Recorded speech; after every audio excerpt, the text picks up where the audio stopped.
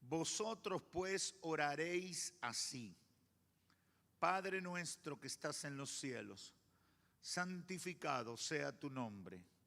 Venga tu reino, hágase tu voluntad como en el cielo, así también en la tierra. El pan nuestro de cada día, dánoslo hoy. Perdónanos nuestras deudas como nosotros también perdonamos a nuestros deudores.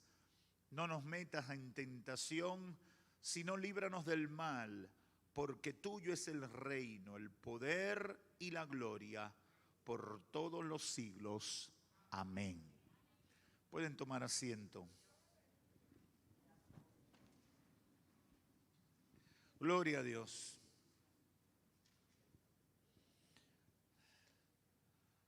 Hace 2 semanas comenzamos a hablar de las disciplinas espirituales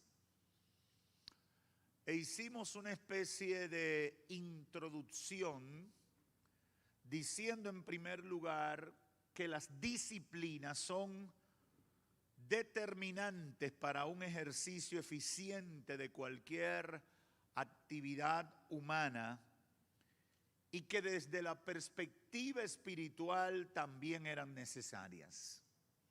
Hicimos referencia a los atletas que tienen que entrenar y entrenar para poder mantenerse en forma, para poder dar la medida, para poder hacer los tiempos que se requiere, para tener la elasticidad, la capacidad de hacer un buen papel en el trabajo que hacen. Los músicos necesitan ensayar una y otra vez. No hay una cosa a veces más cansona para el que no es músico escuchar a los músicos y tocan y vuelven y la tocan y se paran y arreglan una cosa y vuelven y la tocan y después dicen no, pero esto no te quedó bien y vuelven y lo tocan y se pasan horas en eso y el que no es músico dice ¿por qué insisten tanto en lo mismo? Ahora cuando vienen y hacen la presentación todo el mundo dice wow, qué bien le quedó, pero eso requirió una disciplina de ensayos constantes hasta lograr el nivel. También decíamos que la primera disciplina espiritual la encontramos en la vida de Cristo, que era la oración. Y tocamos a la luz de Mateo capítulo 6, verso 5 en adelante, las recomendaciones que Cristo definió o que dio para definir la oración. Número 1, como una actividad que no era para aparentar religiosidad. A Cristo le interesaba sobremanera que entendieran que la oración no era, como decimos los dominicanos, un bulto. No era una pantalla. No era una simulación. Y esto quizás usted no lo entienda, pero los fariseos eran expertos en show.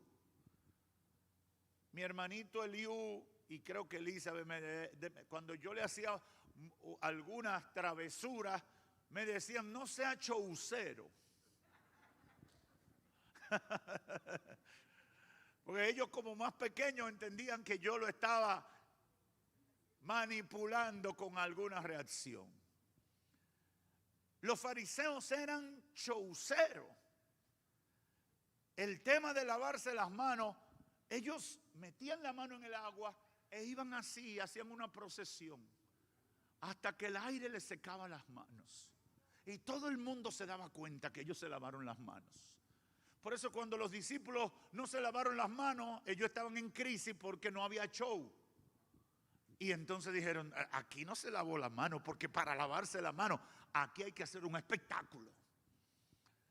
Y así era todo. Y por eso Cristo comienza con el tema de la oración diciendo que no era una actividad para aparentar religiosidad. Y en segundo lugar, no era una vana repetición de palabras.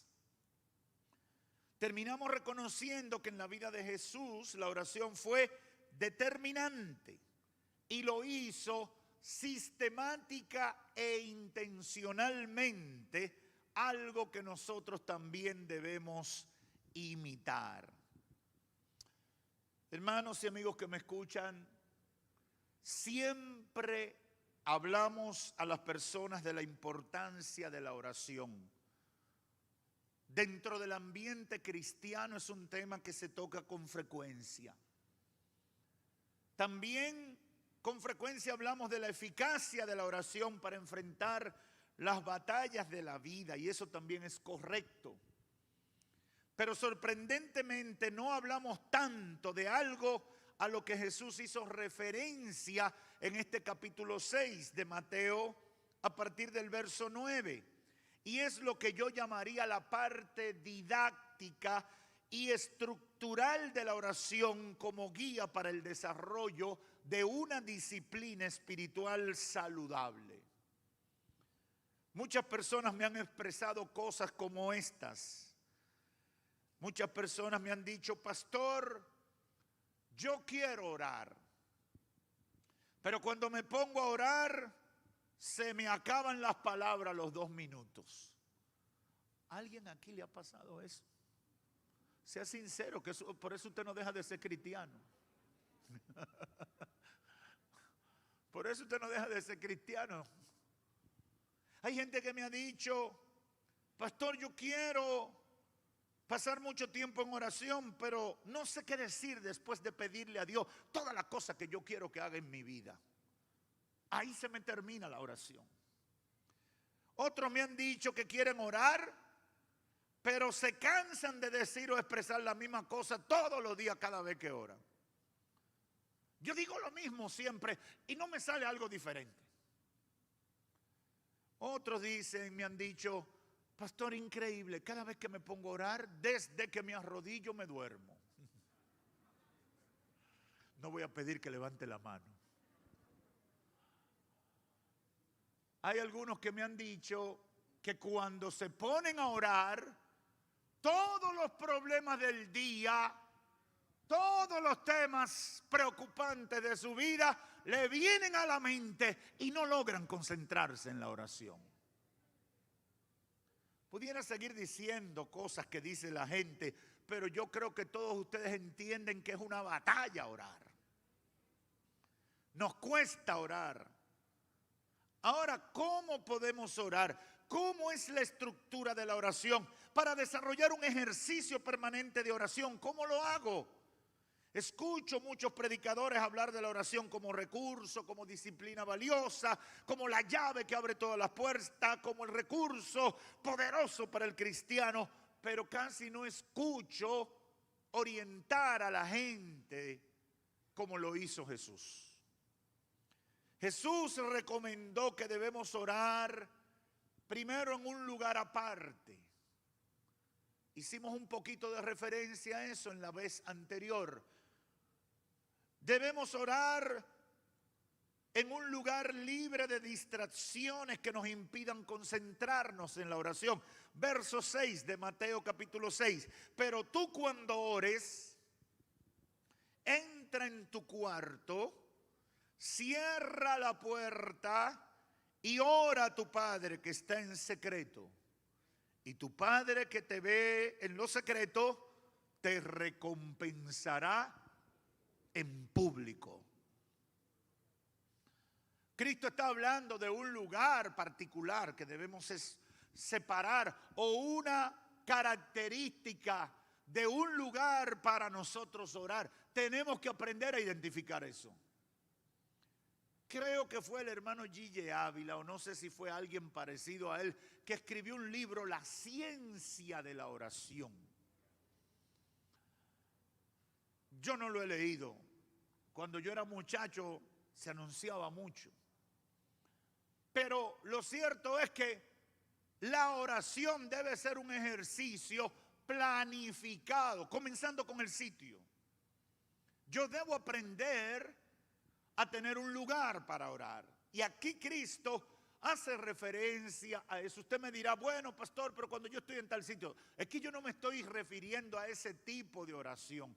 Hay un tipo de oración que es la que hacemos en la calle, es la que hacemos al orar por los alimentos, la que hacemos cuando visitamos a un enfermo. Eso es otro tipo. Yo hablo de la oración como disciplina espiritual, como entrenamiento espiritual, como ejercicio espiritual, que no es lo mismo. Porque esa oración es la que me va a desarrollar espiritualmente y la que me va a capacitar espiritualmente. La oración como disciplina espiritual se hace en un lugar aparte, planificado. Y yo le añadiría algo muy importante: a una hora que me garantice la paz necesaria para yo tener ese tiempo de oración. Yo le he dicho a mucha gente que mi mejor hora para orar es a la primera hora de la mañana, 5 o 6 de la mañana. Yo trato de orar a esa hora, esa oración devocional. En mi vida personal yo trato de hacerla a esa hora. ¿Por qué? Porque yo no sé los giros que me va a dar el día. Yo no sé las batallas que voy a tener que desarrollar en el día. A veces uno se levanta con una planificación, pero ignoraba que iba a tener un problema mayúsculo, que iba a tener una agenda mayúscula, que iba a tener muchos contratiempos imprevistos en el día. Por lo tanto, si yo quiero garantizar ese tiempo de intimidad con Dios, yo tengo que separarlo a una hora específica que yo pueda garantizar que voy a tenerlo y voy a hacerlo adecuadamente delante de la presencia del Señor. Usted tiene que preocuparse por eso. Los cristianos debemos preocuparnos por eso. Yo tengo que orar a tal hora porque esa es la hora que me siento mejor. Esa es la hora. Por ejemplo, hay gente que dice: no, yo oro cuando ya se acabe el día. Yo no, a esa hora a veces oro mucho, pero generalmente esa oración es más corta que la de la mañana. ¿Por qué? Porque usted tiene todo el cansancio del día y lo natural es que cuando usted se tranquiliza en un horario tarde de la noche, va a caer rendido durmiendo. Por lo tanto, tú no puedes garantizar un tiempo de oración adecuado. En la versión de Lucas, sobre este mismo momento que relata Mateo 6, encontramos que Cristo enseña el Padre Nuestro como una reacción o respuesta a la pregunta de uno de sus discípulos. Detalle que Mateo no incluye. Mire, Lucas dice: aconteció que estaba Jesús orando en un lugar y cuando terminó, uno de sus discípulos le dijo: Señor, enséñanos a orar, como también Juan enseñó a sus discípulos. Y entonces Cristo le dijo: cuando oréis, decid: Padre nuestro que estás en los cielos. Y comenzó ahí toda la oración del Padre Nuestro. Es una respuesta de Cristo a la inquietud de los discípulos que lo veían orar. Los discípulos se dieron cuenta de la importancia que tenía la oración en la vida de Cristo. Se habían dado cuenta cómo Cristo manejaba el tema de la oración. Estuve leyendo unas referencias que creo que no la anoté, se me quedaron fuera, de la manera tan recurrente en que Cristo hacía los breaks de la oración.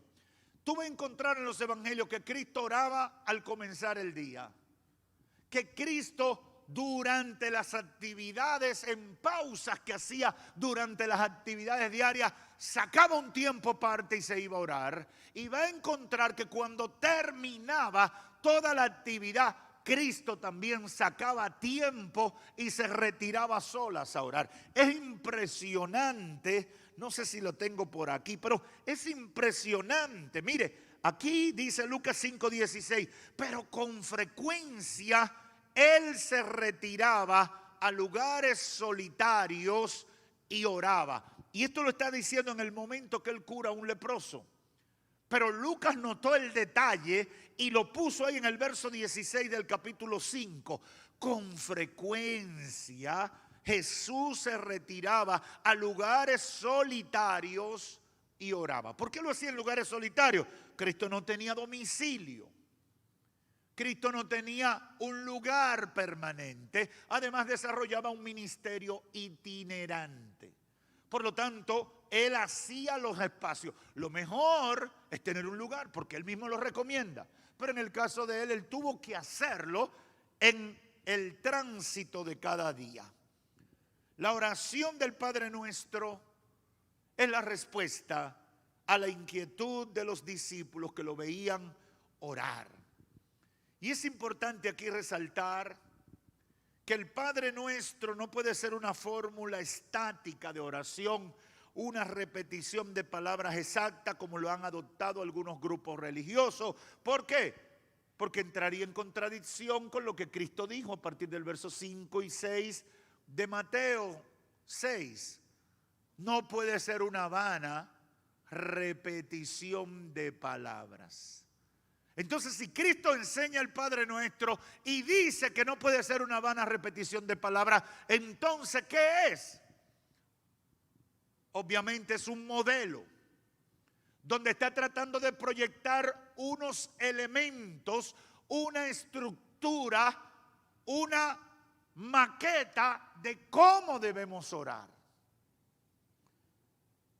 Y esto es importante, hermanos, que lo veamos de esa manera, porque quizás por la tradición religiosa que tenemos los dominicanos, vemos la oración dentro de esa forma que la practican otros grupos religiosos, y no es así. Por ejemplo, Cristo está proyectando un modelo y encontramos, yo identifico en la oración del Padre Nuestro y a la luz de la experiencia y tratando de hacer una exégesis práctica de los momentos de oración de Cristo, no solamente en el Padre Nuestro, 5 partes o 5 elementos que hay en la oración. Y es importante que usted lo tenga en mente. Y si lo puede anotar, anótelo. Y si no, después escuche el mensaje en el canal de YouTube. Lo primero que encontramos es alabanza y adoración a Dios. Padre nuestro que estás en los cielos, santificado sea tu nombre, venga tu reino.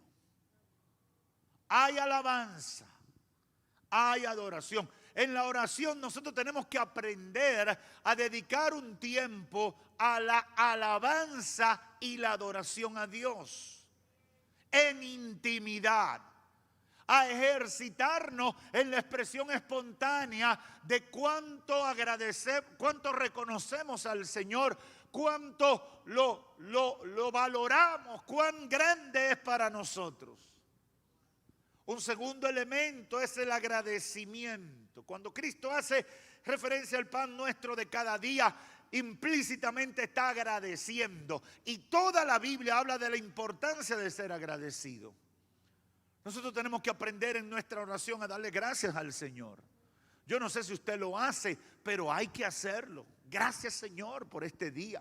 Gracias, Señor, por permitirme el nuevo día. Gracias, Señor, porque desperté vivo. Gracias, Señor, porque respiro. Gracias, Señor, porque tengo un café puesto y me lo voy a beber ahora. ¡Aleluya! Hay que ser agradecido. Gracias por la familia que me has dado. Gracias por el empleo. Gracias por el negocio. ¿Por qué? Porque todas esas cosas probablemente muchísima gente en el mundo no la tiene. Y Dios a usted se la dio. ¡Aleluya!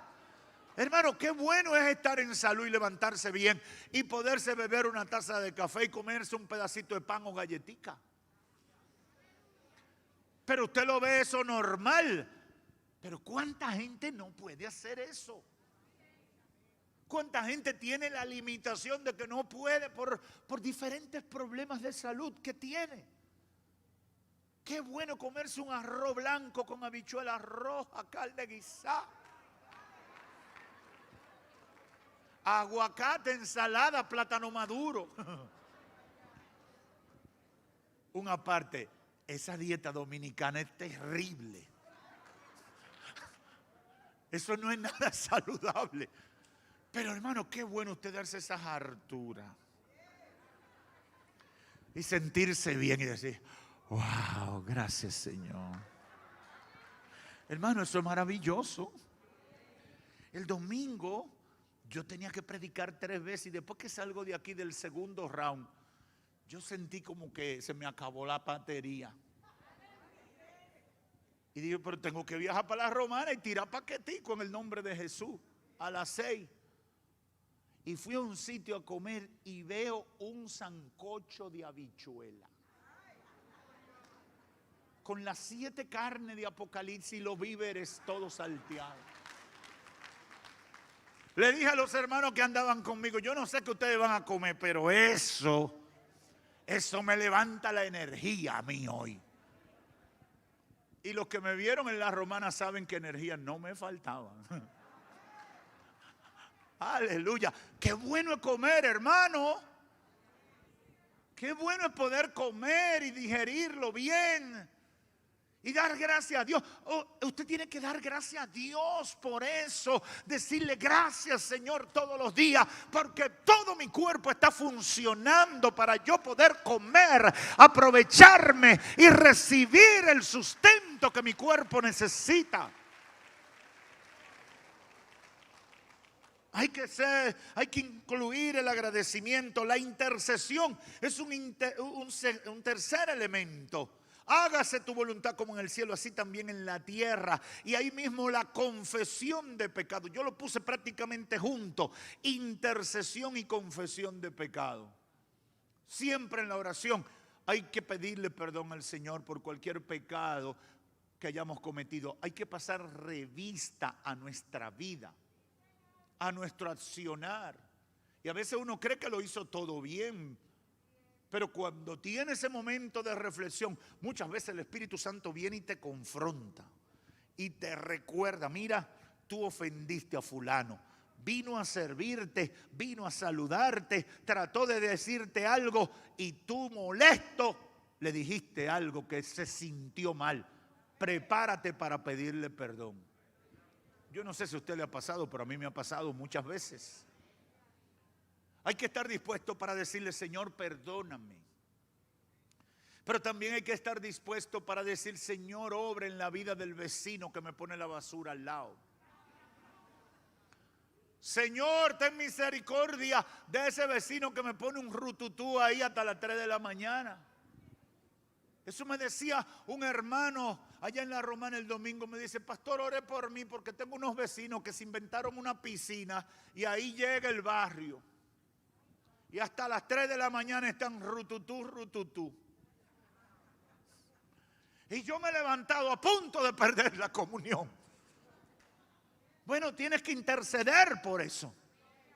Tienes que interceder para que el Espíritu Santo trate con esa gente, porque probablemente eso puede ser una situación que te desenfoque, que te lleve a meterte en un problema, en una situación difícil para ti y para tu familia. Hay que interceder para que el Señor intervenga y desaparezca ese punto de droga que hay en tu calle. Para que esos delincuentes que tú has visto merodear por tu casa, para que ese problema que hay social alrededor de donde tú te mueves, o esos jóvenes que están consumiendo droga, tengan un encuentro con el Señor. Hay que aprender a interceder por la familia, por los vecinos, por el barrio, por la ciudad, por la nación, por el gobierno, por las autoridades. La iglesia tiene que ejercitarse en la oración intercesora.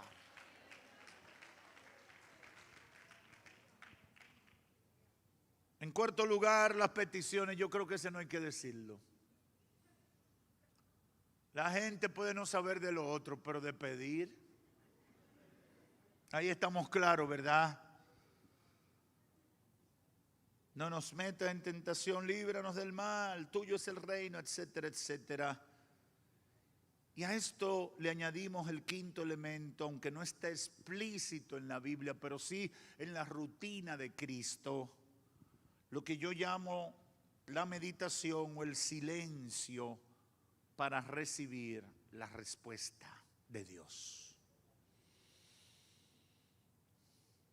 Una comunicación efectiva o completa no puede ser un monólogo. No puede ser una sola vía de comunicación, se requiere que sea de doble vía. Jesús lo hacía. Aun cuando no lo tengamos detallado en los evangelios, tenía tiempo de meditación en una parte, en ese lugar secreto donde se iba generalmente al monte y se apartaba de la multitud. Hay que aprender a meditar en la presencia del Señor. Hay que aprender a decirle: Señor, habla a mi espíritu, habla a mi vida, sea por voz audible, sea directamente a mi corazón. Háblame, Señor. Y quedarse en silencio, meditando ahí en la presencia del Señor. Yo le puedo testificar que los grandes desafíos de mi vida, tanto en mi vida profesional como en mi vida ministerial, yo he recibido instrucción en el tiempo de oración. Instrucción que me ha ayudado a encontrar respuesta. Instrucción que me ha revelado el enigma. Instrucción que me ha ayudado a entender lo que está pasando. Instrucción que me indica el paso que debo dar en un momento de confusión o en un momento de muchas alternativas. Yo le recomiendo a usted que dedique tiempo para orar, para clamar, para decirle a Dios las cosas, pero que no falte ese tiempo de quedarse en reposo, esperando la instrucción o respuesta que viene de parte del Señor. Esta referencia que significa el Padre Nuestro, hermanos, debe ser el punto de partida para cada uno de nosotros estructurar nuestro tiempo de oración. Yo le he dado 5 pautas, pero eso usted le puede poner el tamaño a cada una de ellas, de todo lo que quiere decir ahí. Enriquecerlo con su visión particular de lo que Dios significa para usted, de la fe que tiene en Él como proveedor, como protector, como sustentador, etcétera. Hace algunos años, cuando le daba la clase a los nuevos creyentes y llegábamos a esta parte, siempre le hacía énfasis en que el tiempo de oración debe ser planificado y debe ser enriquecido durante todo el día. Por ejemplo, usted puede anotar en su móvil o en cualquier lugar a mano: voy a interceder por fulano, mengano, por esta situación, por esto, y hacer su lista. Y déjeme decirle, la oración no es un juego a la gallinita ciega. ¿Qué usted está diciendo, pastor? No, porque hay gente que creen que le hacen coca a Dios o que le hacen trampa a Dios si abren los ojos y buscan el papel.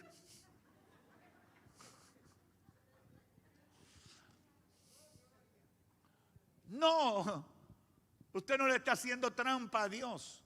Usted puede tener, yo recomiendo que tenga una mascota. Pero como ahora somos cibernéticos, esto lo aguanta todo. Pero si usted es análogo, usted busca su cuadernito Petete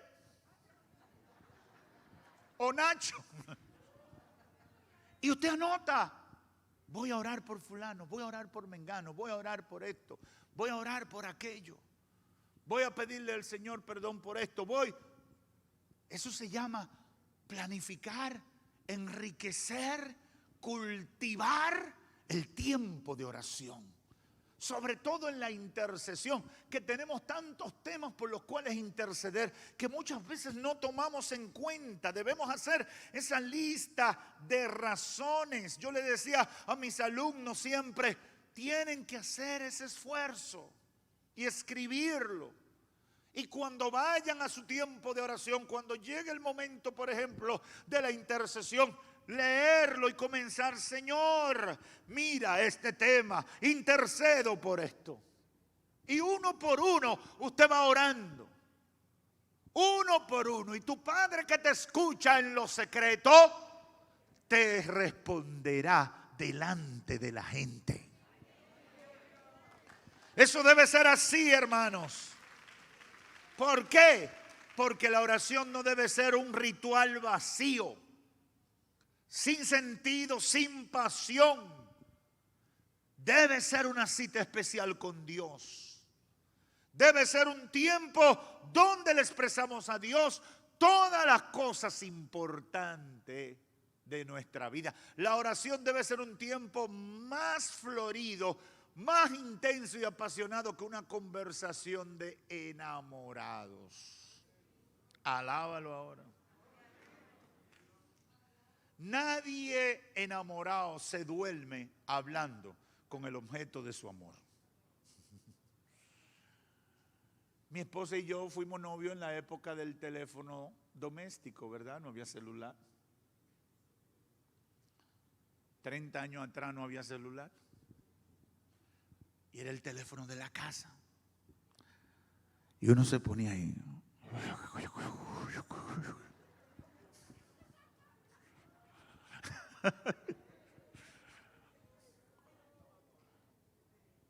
En mi casa yo me metía abajo de una mesa o al lado de un mueble para que lo que pasaran no me vieran.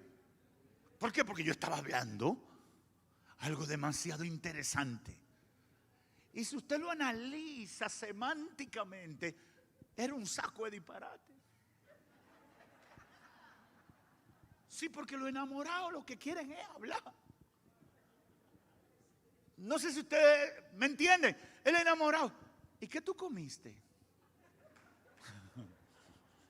¿Y te gustó? ¿Qué más te gusta, el arroz blanco o el moro?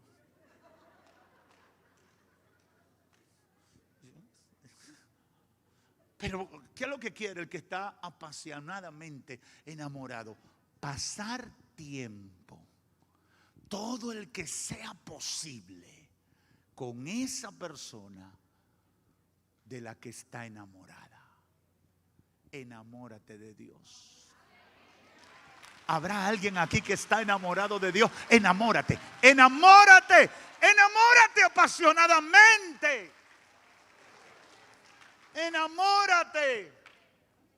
Que las horas sean como minutos, hablando con el Dios del cielo. ¿Qué pasa cuando desarrollamos esa disciplina? ¿Qué ocurre? Definitivamente la gloria de Dios se manifiesta en nuestras vidas. Esa es la realidad. Cuando desarrollamos la vida de oración, la gloria de Dios se manifiesta en nuestras vidas. ¿Por qué, pastor? Porque nos fortalecemos espiritualmente. Yo no le puedo describir, y estaba tratando, y voy a ver si en lo próximo el Espíritu Santo me ayuda a identificar las palabras para dar la explicación de esto que estoy tratando de transmitirle. Pero en la medida que usted tiene frecuencia de comunicación con Dios, usted entra en un nivel espiritual superior y cosas sorprendentes pasan en su vida que nunca pasarán cuando está sin orar. Es algo impresionante eso. Es algo impresionante. Yo he vivido la experiencia que la gente se te acerca y te dice: hay algo en ti que impacta mi vida. Ahora se usa mucho el lenguaje del yoga y de la contemplación moderna, que tú me das buena vibra. Yo le digo a la gente: no, ningún buena vibra, es el Espíritu Santo que está conmigo. Ninguna buena energía, es el Espíritu Santo de Dios que está en mi vida. Cuando uno ora, la gente es impactado porque hay una comunión íntima con Dios. Y creo que en la Biblia el mejor ejemplo, el más gráfico, es el ejemplo de Moisés cuando baja del monte, de estar hablando con Dios por 40 días. ¿Qué dice la Biblia? Moisés resplandecía. Ahora, Moisés no lo notaba. Moisés no era consciente. Moisés simplemente pasó todos esos días en la presencia del Señor y la inmanencia de Dios se transfirió de alguna manera a su cuerpo físico, y cuando bajó, su rostro resplandecía de tal manera que tenían que ponerle una toalla o algo para poder hablar con él, porque no podían ver el rostro de Moisés, porque poder, unción y gracia fluía de él. Oh, yo no sé si aquí hay gente que quiere que eso pase en su vida. Si tú quieres cosas así, aprende a estar en comunión con Dios mediante la oración. Oh, gloria a Dios. Nos fortalecemos espiritualmente. Nos desarrollamos, tenemos comunión con Dios. Y eso nos hace sentir seguros. Eso nos ayuda a ver que nuestras peticiones son efectivas delante del trono de la gracia. Cuando oramos, los cielos se abren para nosotros. Los problemas comienzan a resolverse. Los temas comienzan a salir del estancamiento en que han estado en nuestras vidas. Y comienza uno a entrar en una dinámica de logros espirituales y logros personales sorprendentes. Sumérgete en la vida de oración. Sumérgete en esa disciplina tan importante para el creyente. Desarróllala. El primer libro de oración o del tema de la oración que leí, lo leí hace muchos años, quizás a finales de los 80, y no recuerdo ni su nombre, pero sí recuerdo algo que decía el autor de ese libro. Era que había que aprender que para lograr la comunión con Dios, para lograr ese tiempo de concentración, de sentir que tengo una plena comunión con Dios, habrá un espacio de tiempo en que vamos a tener que batallar con una oposición espiritual que tratará de impedir que ese tiempo se desarrolle. Y a mí eso me impactó porque precisamente yo lo entendí a la luz de mi experiencia personal. Hay una batalla. Y tú tienes que saber que va a haber batalla para orar. Tú tienes que saber que habrá dificultad. Tú tienes que saber que tendrá oposición que se va a manifestar de muchas maneras. Una vez yo comencé a tener problemas para orar, no sé si por estar jugando basquetbol y ya me estaba poniendo viejito, que sentí un problema en la espalda. Cuando me arrodillaba, ahí había un dolor, y ya yo tenía problemas, tenía que dejar de orar rápido porque me daba ese dolor. Me arrodillaba y me daba ese dolor. De pie no me daba, sentado no me daba, acostado no me daba, solo cuando me arrodillaba. Sobre todo para orar.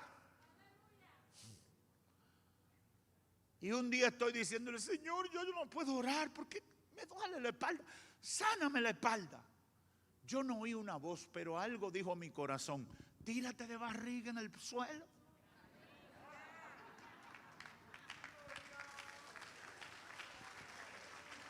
Tírate de barriga en el suelo. Y así comencé a hacerlo. Y un día, sin darme cuenta, me arrodillé. ¿Y a dónde estaba el dolor? Ya no existía. Era una batalla para que yo dejara de tener tiempo de intimidad con Dios. Hermano, ore. Hermana, ora. Hermano, ore. Hermana, ora. Saca tiempo para orar. Termino con las palabras de un corito muy viejo que revela el mensaje de lo que pasa cuando desarrollamos la disciplina de la oración. El corito decía: Elías oró y el fuego. Oró Josué. Si empezamos a cantar y a orar, este lugar tiembla. Ponte de pie, iglesia. Aleluya. Aleluya. Aleluya. Tienes que levantarte como un guerrero de oración. Tienes que levantarte como una guerrera de oración. Tienes que levantarte como alguien que ha ceballado en el mundo espiritual a través de la oración. La reina de Inglaterra dijo: le tengo más temor a un hombre de Dios de rodillas que a un ejército contrario. Aprende a orar. No es opcional. No es si me gusta. No es que voy a decidir si me parece bien. No. Es determinante. Es vital para la vida del cristiano orar. Convertirse en un hombre, una mujer de oración. Aleluya. Cierra tus ojos.